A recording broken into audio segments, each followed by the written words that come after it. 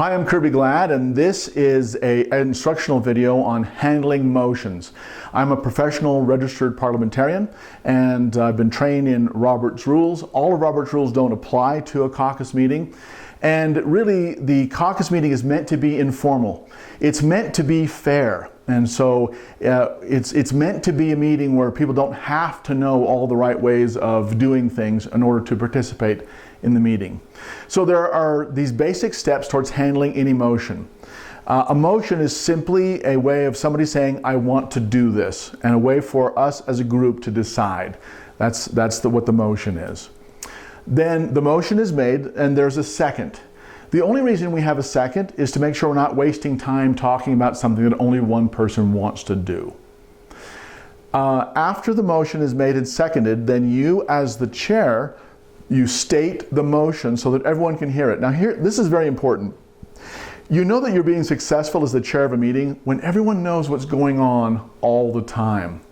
If people are saying, what are we voting on? What just happened? What are we doing?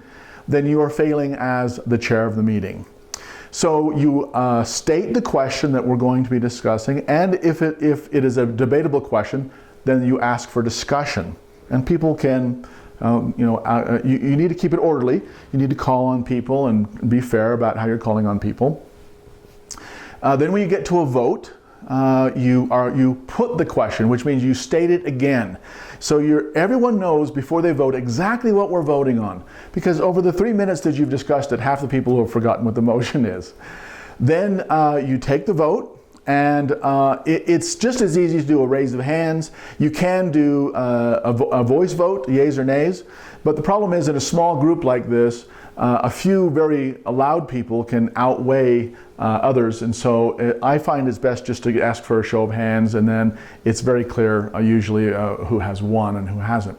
Then you announce the results. You make a decision as the chair which side won, the for or against. You tell everyone what your decision is, and then you explain what the results are going to be. Again, your purpose is to make sure that everyone knows what's going on all the time. Sometimes the chair will get through a vote. They'll just assume that everybody knows, who won or who didn't, and they won't announce it, and then it leads to confusion. Well, what was the vote on this? So now I'm going to go back to my precinct meeting, and I'm just conducting the business, and I'll say, well, the next thing on our agenda is for the election of next year's officers. And then someone who has a motion would at this point raise their hand. Yes. I don't really know how to say the words, but when everyone goes and does their speeches, I would like it if they didn't talk for as long. Perfect. How long do you think they should talk for? A minute. 1 minute, okay. Now, this is very important. Again, the purpose of the chair is to make sure that a fair meeting is being conducted. In a mass meeting like this, we don't stand on ceremony. We're not going to make her feel stupid because she doesn't know the exact words of making a motion. Okay? People should just be able to express what they want to do, and then you as the chair are responsible to make sure that, that we have a discussion and a vote about it. If you're familiar with Robert's Rules and you know how to properly put that into motion, that's fine. There's no problem with that. But even if you don't know Robert's Rules as a chair, as a precinct chair, don't worry about that so much. Just make sure that you're doing things that are fair and handling things in this very basic way as we're describing on this video. Okay, it's been moved that we limit our candidate speeches to 1 minute. Is there a second? I second that motion. Okay, it's been moved and seconded that we limit candidate speeches to 1 minute. Now normally this is where I would ask for debate, but motions about limiting the time, we don't debate those. It's motions about debate don't get debated, because if the purpose of the motion is to save time, we don't want to waste 15 minutes discussing the motion, right? So motions about debate aren't debatable, so I'll go right to the question. And so I say, and I'm going to let everyone know why there's no discussion. So the motion is not debatable, so we'll go directly to a vote. Again, we're voting on whether we want to limit candidate speeches to 1 minute. If you want to eliminate candidate speeches to 1 minute, please raise your hand. Thank you. Any opposed? Okay, the ayes have it, and the candidate speeches are limited to 1 minute. Perfect. All right, now we're ready to begin our elections. for chair?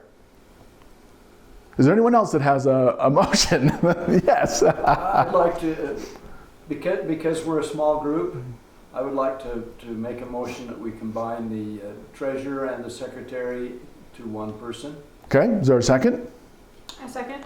All right, it's been moved that we combine the secretary and treasurer into one office. We elect one person as secretary and treasurer. Is there any discussion? Would you like to explain why you feel that's a good thing to do? Well, I just think that it's appropriate to do that. One person can take care of the minutes or the note-taking or whatever. They can also handle the funds that come into the precinct. Thank you. Is there any further discussion? Is there anyone that would like to speak against the motion?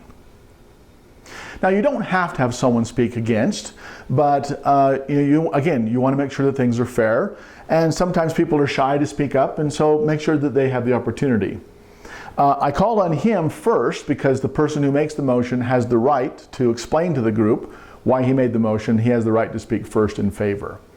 We continue debate until either nobody else wants to talk about it, or someone moves the previous question, which I handle in my advanced motions video that's in a different video.